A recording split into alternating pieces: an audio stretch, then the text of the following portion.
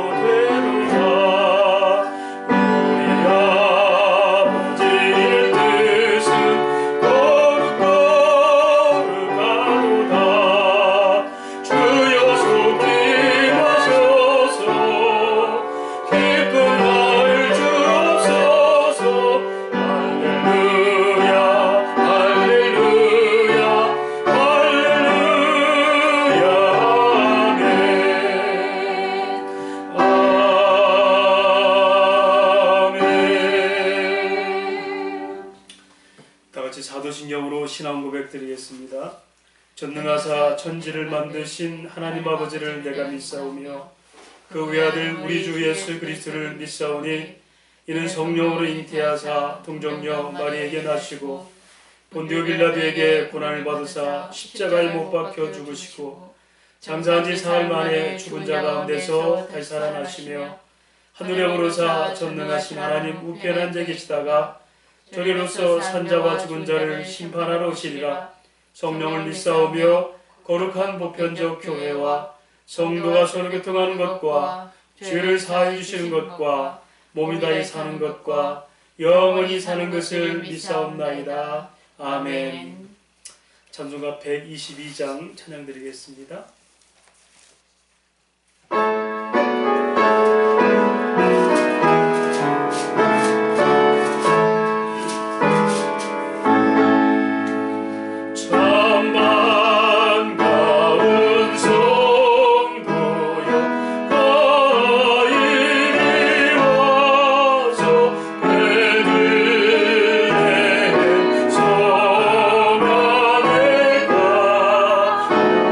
없이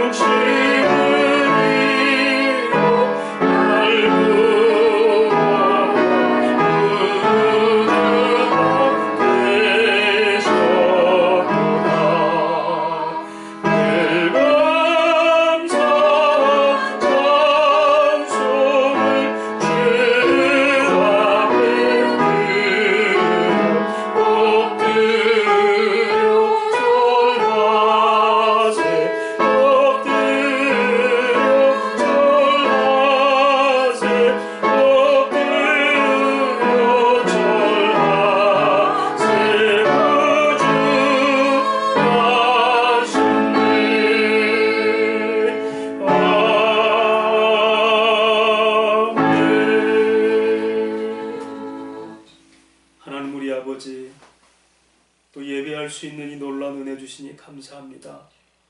하나님 백성의 자격이 돼서 하나님을 아버지라 부르며 그리스도 예수를 통해서 지성소에 들어갈 담력을 주시고 아버지 이름으로 찬양할 수 있는 믿음의 시간 주셔서 참 고맙습니다. 하나님 아버지, 그러나 생활은 넉넉지 못하고 환경은 녹록지 아니하여서 여러 가지 전염병으로 인해서 많은 사람들이 힘겨워하고 있습니다. 주님, 다니엘의 기도처럼 하나님이 성과 하나님 백성으로 일컫는 이들을 보옵소서.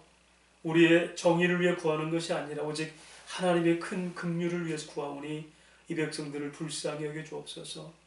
하나님, 이 교회들의 모임을 주께서 함께 하시고 또 교회들의 확진자가 많이 나와서 사람들의 또한 염려거리가 되고 있습니다.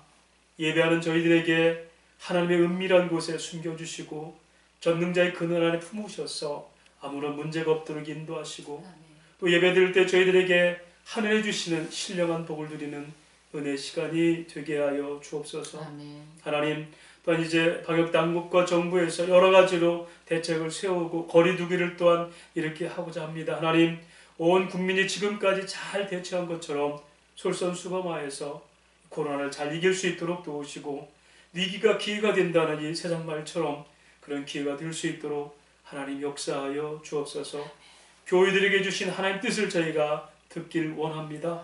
열심을 내라, 회개하라. 내가 문 밖에서 서서 두드리노니 누구든지 내 음성을 듣고 문을 열면 나는 그로 더불어 들어가 먹으리라 하신 주님, 우리에게 그 은혜를 주시고 돌아볼 수 있는 믿음 주셔서 주님과 마음껏 동행할 수 있는 믿음의 교회를 될 수 있도록 하나님 역사하여 주옵소서. 아멘. 우리 성도들 가운데 여러 가지 또 몸으로 불편하고 마음이 상한 성도들, 또 여러 가지 또 궁핍한 생활로 인하여 근심하는 성도가 있다면 하나님께서 저들의 모든 근심 걱정과 무거운 짐을 주께서 풀어주시옵시고 또한 주님께서 채우셔서 넉넉한 은혜를 고백할 수 있는 성장의 기회가 되게 하여 주옵소서. 아멘. 자녀들을 복되게 하신 하나님 아버지, 저들마다 앞길을 축복하시고 저들의 모든 앞길을 열으셔서 주의 백성답게 살아갈 수 있도록 주님 인도하여 주옵소서. 아멘.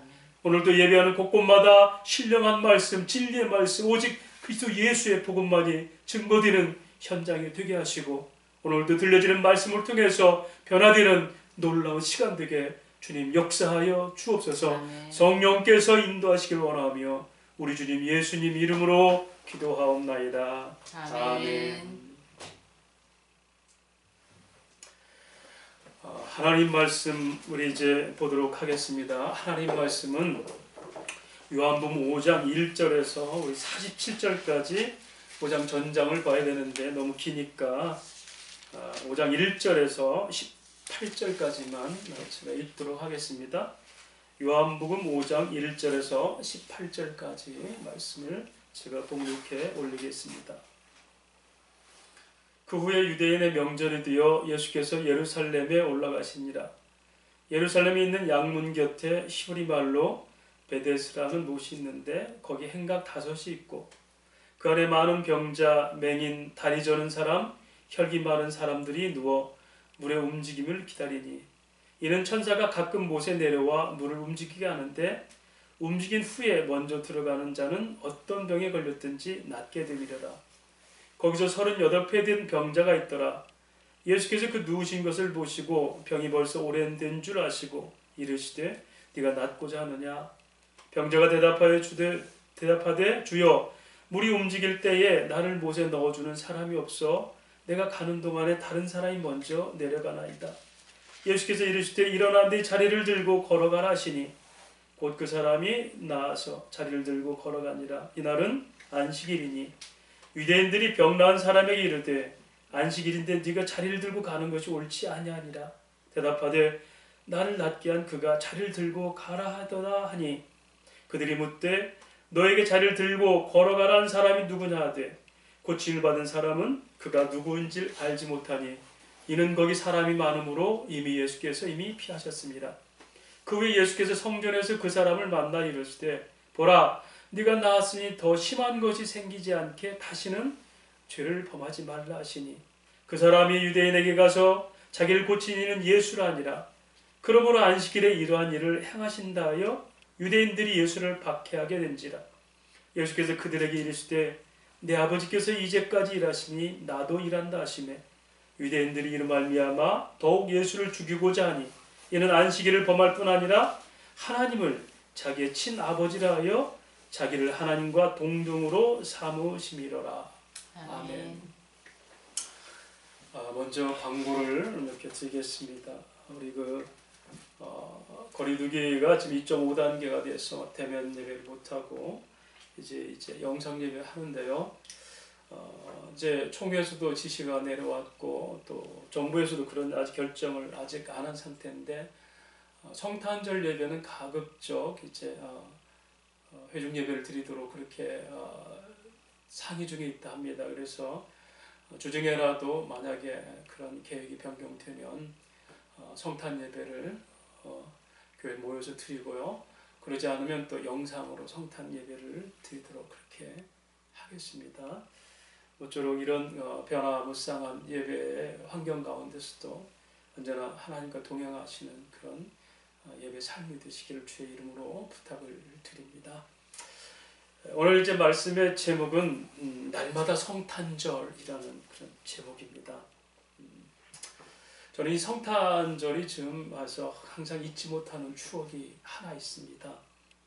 제가 신학생 시절에 경북의 어느 그 점촌이라는 곳이 있습니다. 거기에 시골 마을에 제가 교회를 개척하려고 하는 어느 집사님 부부를 따라서 방문을 한 적이 있습니다. 물론 제가 이제 개척을 하러 간 건 아니고요. 이 집사님 부부가 이제 그분들이 소원을 해서 교회 없는 곳에 교회를 개척하는 사역을 하는데 저보고 동행하자 해서 따라간 적이 있습니다. 그런데 그 집사님은 거듭된 사업 실패로 인해서 한때는 알코올 중독자도 되었었고 또 노숙 생활을 했던 그런 분입니다. 그렇게 험한 생활을 보내셨는데 그 당시 또 이렇게 부도를 내고 도망했던 그 지인이 다시 또 자금을 또 대줘서 조그만 가구 공장을 시작했는데 이게 점점 더 확장이 돼서 드디어 그분들이 평소 서원하던 대로 교회 없는 지역에 교회를 개척하고 교역자에 대해서 모든 책임을 지는 그런 일들을 하였던 겁니다. 하루 종일 이제 그 개척지를 찾아보고 이제 해가 뉘엿뉘엿 돌아오는 차 안에서 갑자기 앞에 앉았던 집사님이 흐느끼는 걸 제가 봤습니다. 제가 왜 그러냐고 물었습니다. 그때 집사님이 그런 말 합니다. 나 같은 사람도 이렇게 쓰임받을 수 있다는 게 그저 감사할 뿐입니다. 그 집사님의 그 지난 환경을 아는 저로서는 그분의 그 감격을 느낄 수가 있었습니다. 함께 그분은 일상 하루하루가 감격하는 복음의 삶이었습니다. 사랑하는 여러분, 우리 복음이 삶 속에서 경험되지 않으면 그 복음의 힘이 있을까요? 경험되지 못하고 믿고자 하는 구원은, 천국은, 영생은 어쩌면 지식에 불과할 수 있습니다. 호세아 선지자를 통해서 당시 타락한 이스라엘 백성들에게 하나님은 그렇게 얘기합니다. 호세아서 4장 1절 2절에 이스라엘 자손아 여호와의 말씀을 들으라. 여호와께서 이 땅 주민과 논쟁하시나니 이 땅에는 진실도 없고 인애도 없고 하나님을 아는 지식도 없다. 그들은 그 당시에 굉장히 풍족한 생활을 했습니다. 또 종교적으로도 충만해서 제사를 빠짐없이 드렸습니다.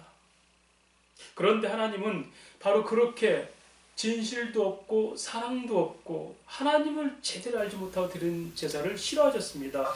호세아서 8장 1절 13절 보면 그들이 내게 고기로 제물을 드리고 먹을지라도 여호와는 그것을 기뻐하지 아니하고. 여기서 말씀대로면 그들은 제사를 드리는데 그들이 먹고자 제사를 드리는 거라고 얘기합니다. 먹고 살고자 하나님을 찾고 예배를 드려줬던 겁니다. 예수님 당시도 그런 사람들이 있었어요. 자기들 선민의식을 가지고 율법을 지키고 율법을 가르치기를 좋아하는 유대인들에게 주님 말씀하죠. 저들의 말은 들어도 삶은 따라하지 마라. 저들의 말은 맞을 것 같지만 저들이 하는 행동 모든 것들은 다 외식자요 거짓된 행동들이다. 하나님을 말하지만 참 지식이 없는 그런 사람들이다. 여러분, 오늘 성탄의 믿음은 과연 우리에게 어떤 의미일까요? 아니, 성탄이 우리에게 날마다 언제든 복음이 되고 있습니까? 성탄 주일의 예배쯤에서 저는 성탄의 의미를 생각해보자 합니다. 얼마 전에 그 천문학자들이 성탄일이 언젠가를 별자리를 보고 그걸 발견했다고 나왔습니다. 그들이 발견한 성탄일은 5월 14일이라고 합니다. 공교롭게도 그날 예수님 승천하신 날과 같다라고 발표를 했습니다. 그야말로 5월의 크리스마스죠. 여러분, 그렇다면 실제 우리가 느끼고 있는 성탄절의 정서는 어쩌면 우리가 진실이 아니지 않습니까? 산타가 나타나고 화이트 크리스마스, 입김 호흡 불면서 데이트하고 주로 겨울을 대변하는 그런 선물을 나누고, 우리가 지금까지 믿고 있는 성탄이 뭘까요? 그 정서가 5월의 크리스마스라도 아무 지장이 없습니까? 더 나아가서 이렇게 우리가 상상하는 성탄절 분위기가 아니더라도 성탄의 진실인 예수 탄생의 사실, 우리에게 무엇으로 대신할 수 없는 그런 복음이 되고 있는지요. 또한 성탄이 언제든 변하지 않고 퇴색되지 않는 기쁜 소식이 되고 있습니까? 우리에게 구원과 영생의 소망으로 오신 구주 예수는 언제든 우리를 설레게 하며 언제든 어떤 환경에서든 소망의 보고가 되고 있느냐는 얘기입니다. 특별히 오늘과 같이 전염병으로 혼란스럽고 힘든 이런 환경에서도 성탄으로 오신 예수 안에 있는 구원과 영생의 소망이 찬란하게 빛을 발하고 있을까요? 시편 94편 18절 19절 시편 기자는 이렇게 고백합니다. 여호와의 나의 발이 미끄러진다고 말할 때에 주의 인자하신 나를 붙드자 싸우며 내 속에 근심이 많을 때에도 주의 위안이 내 영혼을 즐겁게 하시나이다. 이 말을 이렇게 바꿔볼까요? 코로나가 아무리 우리 삶을 겁박을 해도 주께 주신 성탄으로 오신 예수 복음은 내 영혼을 즐겁게 하십니다. 성경에는 성탄에 대해서 하나님이 강조하는 단어가 있습니다. 성탄을 입은 사람들아 하나님의 외칩니다. 누가복음 2장 14절에 지극히 높은 곳에서는 하나님께 영광이요 땅에서는 하나님이 기뻐하신 사람들 중에 평화로다. 이 말씀은요, 하나님이 아들을 보내시면서 하나님의 마음을 지금 표현하고 있습니다. 아들을 보내시는 하나님 마음이 내가 너희를 기뻐한다. 그래서 내 아들 보낸다는 겁니다. 그리고 누가복음 2장 10절 11절은 그 아들을 구주로 맞이하는 백성들에 대한 마음을 설명하는데 천사가 이르되 무서워하지 말라. 보라 내가 온 백성에게 비칠 큰 기쁨의 소식을 너희에게 전하노라. 오늘날 다윗의 동네에 너희를 위하여 구주가 나섰으니 곧 그리스도 주니라. 자, 여기서는 하나님이 그 아들을 보내시면서 그 백성들을 기뻐해서 보냈는데 그 하나님 아들을 맞이하는 온 백성들도 큰 기쁨으로 누리는 겁니다. 여러분, 성탄은 한마디로 하늘도 기쁘고 땅도 기뻐하라. 이게 성탄의 가장 핵심적인 요소입니다. 하나님의 그 마음, 아들을 보내시는 그 기쁨을 우리는 진짜 기뻐하고 있습니까? 성탄의 소식이 변함없이 우리에겐 가장 기쁘고 즐거워하는 신앙이 되고 있습니까? 성탄의 기쁨을 내 삶에서 경험하지 못한 신앙은 여전히 절기를 지키는 신앙으로 지낼 뿐입니다. 그리고 아무 일 없듯이 변화없는 삶을 살아갈 수 있다는 겁니다. 오늘 본문은 바로 성탄의 목적과 의미를 드러내는 아주 본보기가 되는 좋은 사건입니다. 여러분, 이 사건을 잘 아시죠? 38년 동안 누워있던 병자가 예수 만나서 자리에서 일어납니다. 그런데 38년 된 병자는 어떤 사람입니까? 다른 사람이 들어줘야지 움직일 수 있는 사람. 본문의 성경처럼 베데스다 연못이 있는데 거기에 많은 병자들이 모여있어요. 왜 그럴까요? 가끔 천사가 한 번씩 오서 연못에 물을 흔들는데 그때 누구든지 처음 들어간 사람은 병이 낫는다고 그래요. 그 전설이 있다고 합니다. 그런데 이 사람은 38년 동안 적어도 그렇게 천사를 보고 전설대로 한다면 그렇게 물이 휘어질 때도 그는 들어갈 수가 없죠. 왜냐하면 발이 성한 사람이 뛰어들고 피부병 환자가 먼저 뛰어들고 위장병 환자가 먼저 뛰어드니 그저 막연한 기다림으로 기적만 바라고 거기에 있는 겁니다. 어쩌면 오늘말로 희망 고문이 되죠. 나을 수는 있는데 나는 들어가지 못하는 사실. 그런데 그렇게 치료를 받고 난 뒤에 문제가 생기고 왜 그럴까요? 그날이 안식일이었거든요. 안식일은 유대인의 율법에 일을 하지 말라라는 구약의 율법이 있었습니다. 그가 건강하게 걸어가니까 유대인들이 그를 부르는 거예요. 야, 너 일어봐라. 네가 왜 안식일에 네가 일어난다. 너 이 날은 일어나면 안 돼.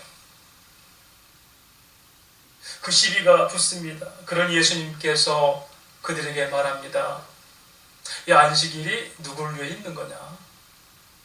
그리고 그가 낳은 것은 아버지께서 일하시니 내가 일하는 거다. 요한복음 다른 뒷부분에 보면은 예수님이 그들에 대해서 얘기합니다. 안식일이 인자의 것이요 사람을 위한 것이다. 여러분 적어도 유대인들에게는 그 38년 동안 병자가 일어나서 뛰는 건 안식이 아니고 그날은 일어나지 말아야 되고 여전히 누워 있어야 돼 병자로. 그래야 안식이라고 얘기합니다. 근데 주님은 아버지께서 사랑으로 눌린 자를 자유케 하는 게 안식이고 나는 그것이 절기가 아니라 어느 때라도 사람을 살리는 게 내가 아버지 일을 하러 온 것이다. 이것이 주님이 이 땅에 오신 복음의 역사입니다. 그러면서 주님은 14절에 말씀하십니다. 그 후에 예수께서 성전에서 그 사람을 만나 이르되 보라 네가 나았으니 더 심한 것이 생기지 않게 다시는 죄를 범치 말라. 자 보세요. 이 말씀대로라면 인간의 질병은 때로는 인간의 죄 때문에 오는 겁니다. 여러분 코로나도 인간의 이기심이 자연을 파괴하고 이런 바이러스들이 계속해서 발생이 되는 겁니다. 물론 하나님께서 징계하시면서 깨우치게 하고자 하는 병도 있어요. 그러나 네가 죄를 통해서 그것이 네가 임했는데 다시는 이제는 죄를 짓지 말라. 여러분 여기서 다시 죄를 짓지 말라는 것은 바로 그 환자인 그것 낳은 그에게도 얘기했지만 지금 유대인들에 대한 빗대사는 비유적 말씀입니다. 다시 짓는 죄가 뭘까요? 유대인들은 하나님께서 택하신 선민들입니다.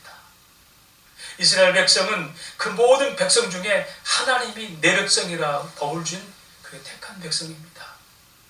그렇게 은혜를 받은 그들이 그렇게 선비된 그들이 이제는 율법을 내세워서 다른 사람을 판단하고 오히려 메시아로 오신 예수님을 그들 이기심으로 배척을 합니다. 이게 뭐죠? 너희가 은혜를 받은 그 가지고 다시 죄를 짓지 말라라는 얘기입니다.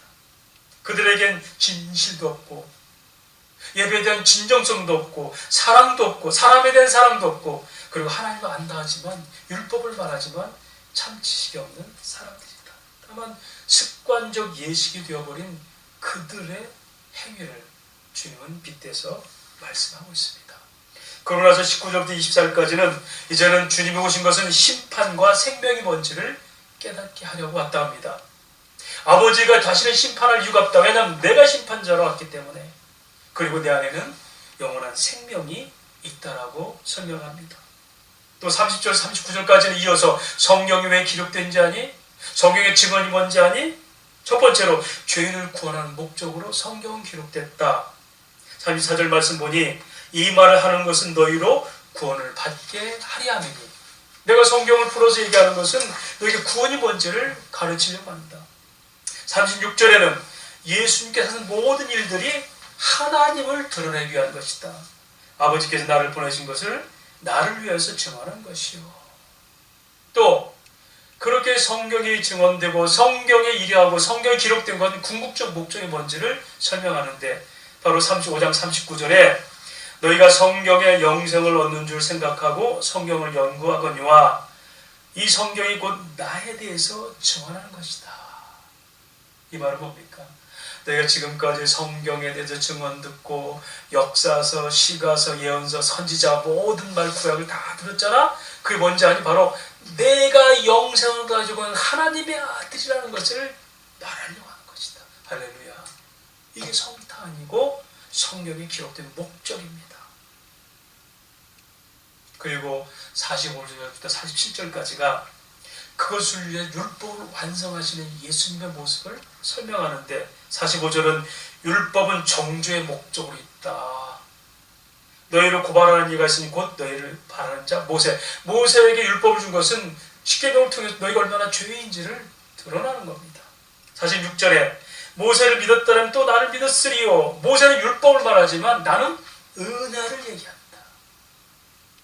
너희가 죄를 이길 수 없어. 나는 너희 죄를 대신 내가 은혜로 갚아주는 거야.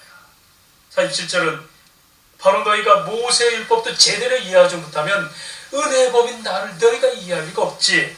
그러나 그의 글도 믿지 아니하고도 어찌 내 말을 믿겠느냐.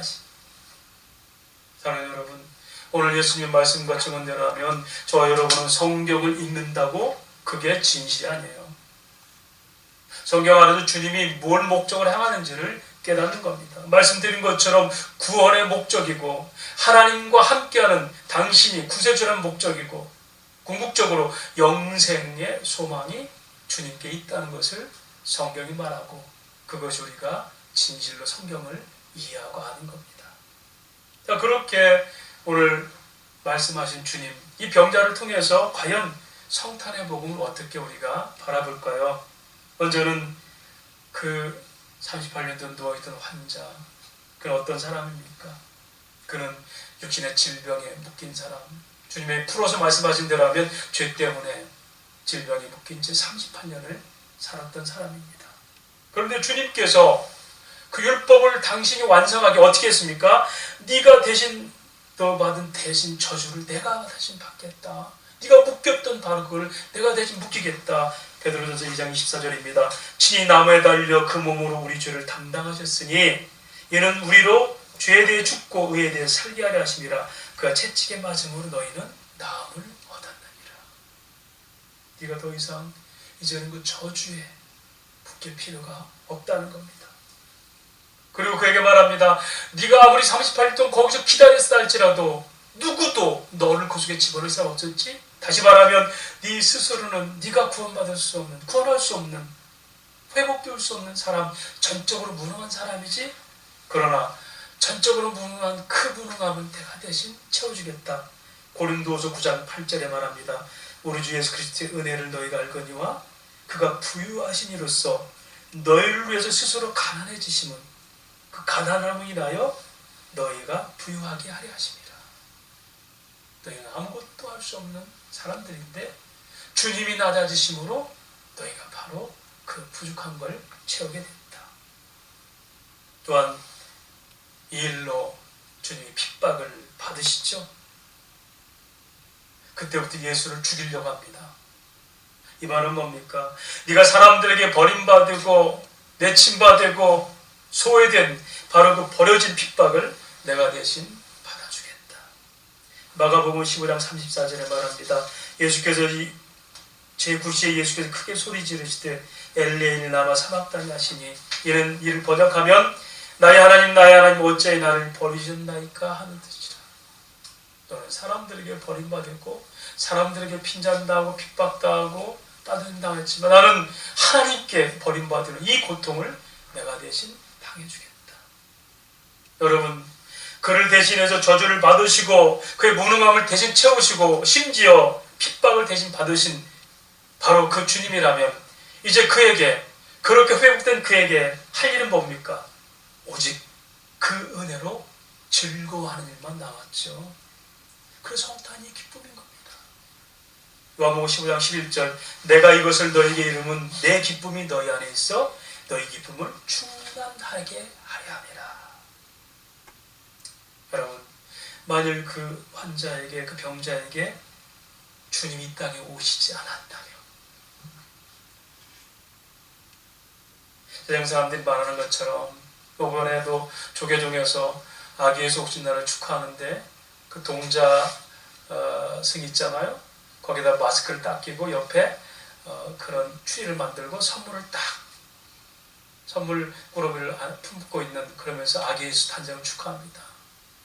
여러분, 그분들에게는 역사적으로 아기 예수를 믿을지 모르겠지만 아기 예수가 오셔서 선물이나 주는 그 정도 보고 해피 버스데이, 우리가 1년에 한 번씩 경험하는, 그렇게 축하하는 생일로 볼지 모르지만 여러분, 우리에게는 그게 아니지 않습니까?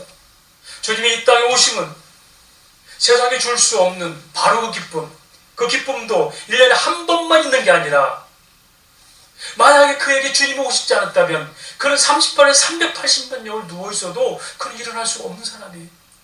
일어난 그는 하루하루가 늘 즐겁고 기쁘고 감사한 겁니다. 여러분, 그 얘기는 무슨 얘기입니까? 저와 여러분이 오늘 성탄이 바로 그렇다는 겁니다. 12월 25일, 5월 14일만 우리에게 성탄이니 요란스럽게 축하하고 행사하는 게 아니라 매일마다 주님이 안 오셨다면 나는 어땠을까? 그에게 만약 예수가 그 자리에 안 나타났다면 그의 삶은 소망이 있었겠습니까? 치유와 기적 같은 감격이 그의 삶에 있겠습니까? 누구의 관심과 사랑받고 그는 그렇게 산다는 자존감을 한번 느껴봤겠습니까? 더욱이 하나님이 그 사랑을 아들을 통해서 보여주신 이 위대한 고백이 그에게 나오겠습니까? 그렇게 평균치도 못한 그의 인생이 그토록 빛나는 대단한 존재였다는 것을 어찌 알 수 있었을까요? 그 무한한 하나님의 사랑 고백을 감히 그가 알 수 있었겠습니까? 여러분, 이 놀라운 감격은 고스란히 오늘 저와 여러분, 성탄을 기뻐하는 저와 여러분의 구원이기도 합니다. 주님 나아가서 성탄이 주는 모든 기쁨 속에 내가 너에게 주지 못한 게 뭐 있냐고 반문하시면서 설명하십니다. 로마서 8장 32절에 자기 아들을 아끼지 아니하시고 우리 모든 사람을 위하여 내으시니가 어찌 그 아들과 함께 모든 것을 우리에게 주지 아니하겠느냐. 그 모든 것 속에서는 모든 게 포함이 있다는 사실입니다. 사랑하는 여러분, 오늘 우리에게 성탄은 바로 변하지 않는 기쁨, 성탄으로 인한 내 인생이 변한 찬란한 고백, 결코 희석될 수 없는, 어떤 환경에서도 비교할 수 없는 참된 소망이 날마다 숨쉬는 동안 성탄의 의미가 있다는 겁니다. 말씀의 결론을 맺겠습니다. 성탄이 언제나 감사와 능력 위에서 우리는 베데스다 연못 그 당시로 다시 돌아가 보기로 합니다. 그곳에 수없이 많은 사람들이 몰려들었을 겁니다. 간절한 사연을 품고 사는 사람들이 몰렸을 것입니다. 그마저도 전설 곧 입소문을 듣고 믿고 싶어서 모였던 사람들입니다. 사람의 능력을 뛰어넘는 천사의 신비로운 손길을 기다리는 사람들. 그런데 역사가들은 이렇게도 얘기합니다. 바로 그 베데스다 연못은 도심 중앙에 있는 왕궁에서 흘러내려오는 하수물에 불과하다. 이거는 정치적으로 당시 로마가 유대를 지배하고 있기 때문에 로마 황제의 권위와 이런 것을 높이기 위해서 그렇게 일부러 전설을 만들었다는 겁니다. 그렇게 사람을 높이고자 하는 정치적 목적에 음흉한 모략이었습니다. 그런 그들 앞에 예수가 나타난 겁니다. 천사의 모습이 아니라 사람의 모습으로 나타나셨고, 그리고 그 중에서 가장 심각한 중증의 환자, 그 사람을 치료합니다. 그리고 그 많은 사람들은 그렇게 치료되는 그런 광경을 목격했습니다. 전설도 아니고 환상도 아니고 먼 미래에 막연한 그런 기대도 아니었습니다. 그런 예수님은 외쳤습니다. 나는 너희가 기다리는 바로 하나님의 아들이다. 나는 너희 생명의 떡이며 너희가 마시고 영원히 목마르지 않은 생수다라고 말씀하십니다. 그런 나를 믿는 자는 사망에서 생명으로 옮겨 영생을 얻는 것이다. 그리고 내가 이 병을 치료하는 것은 바로 그 내가 하나님의 아들인 것을 증명하기 위해서 이렇게 중증 환자를 치료하는 것이다. 그것을 통해서 심판이 뭐고, 심판을 벗어난 영생의 구원이 뭐고, 그 권세가 누구에게 있는지, 그리고 성경을 기록한 궁극적 목적인 바로 영생을 소유한 하나님 나라를 소유한 그리스도 아들, 하나님의 아들 그리스도에 대한 설명이 있었습니다. 그런데 여러분, 그들 모두가 어디로 갔단 말입니까? 그 이후로 거기에서 나오는 진리의 말씀과 그 말씀이 진실인 것을 증거하기 위해 행하신 놀라운 치유 사건을 목격한 그 사람들은 모두 어디에 있었습니까?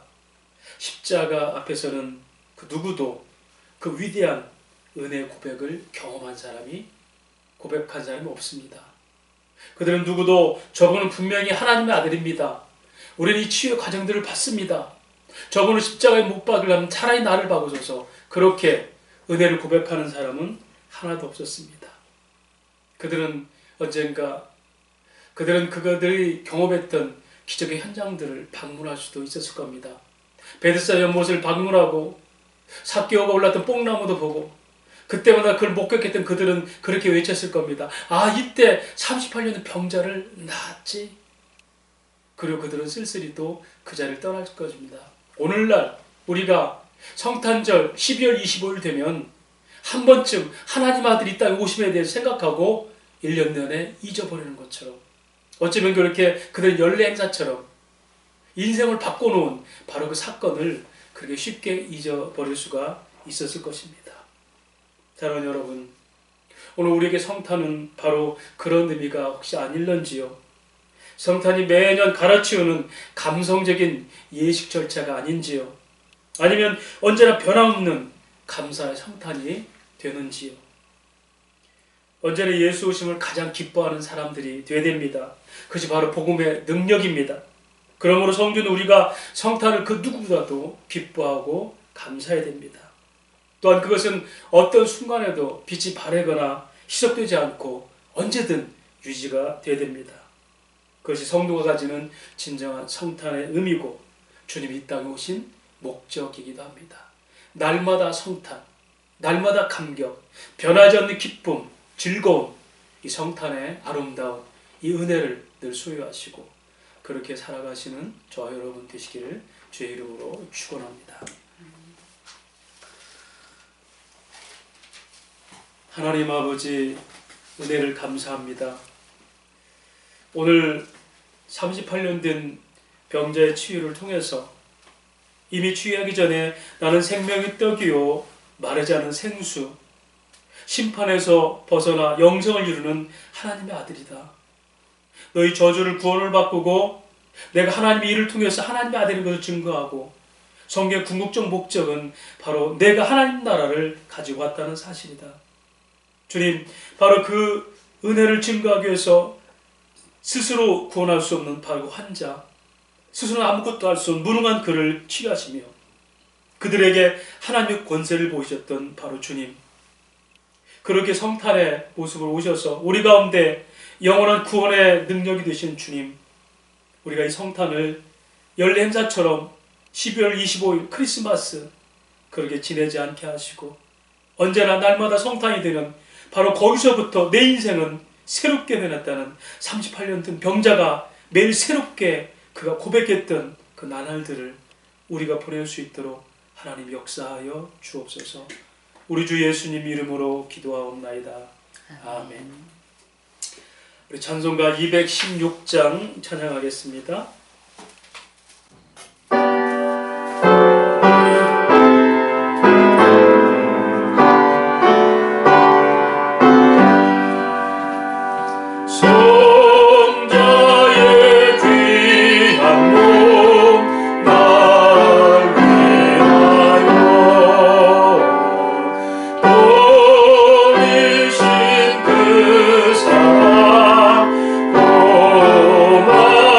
고마워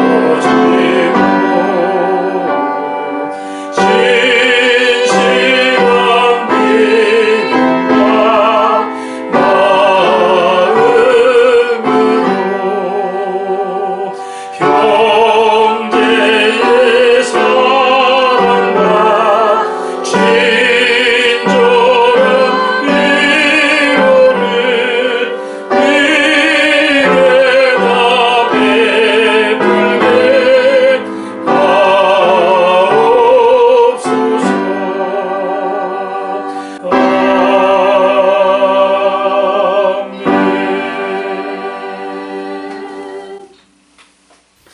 나는 생명의 떡이니 내게 오는 자는 결코 줄이지 아니할 터요 나를 믿는 자는 영원히 목마르지 아니하리라. 주님 이 땅에 오셔서 하나님 나라를 이루시고 눈에 보이는 치유를 통해서 하나님의 아들의 권세를 보이시고 그러게 주님이 이 땅에 오신 목적을 설명하시며 나를 믿는 자는 영원히 목마르지 않고 생명의 떡에 영생을 누리리라. 이제 우리가 그 믿음 가운데 살기 원합니다. 이제는 우리 주 예수 그리스도의 은혜와 하나님 아버지의 크신 사랑과 성령 하나님의 가마검동이로 충만 교통하심의 역사가 날마다 성탄 주님 영접한 이후로는 날마다 이 복음의 힘으로 살아갑니다. 주님이 이 땅에 오셔서 구원하신 역사, 하나님의 아들로 증거하신 역사들, 무엇보다 내게 하나님 나라의 기쁨을 주신 이 믿음으로 날마다 성탄되게 하시고 열례자처럼 지나는 예식이 되지 않게 하셔서 믿음으로 고백하고 예배하는 사랑하는 성도들 머리머리 위에와 가정과 직장과 자녀들 위해 이 조국 교회 위에 이제로부터 영원토록 항상 함께 있을지어다. 아멘.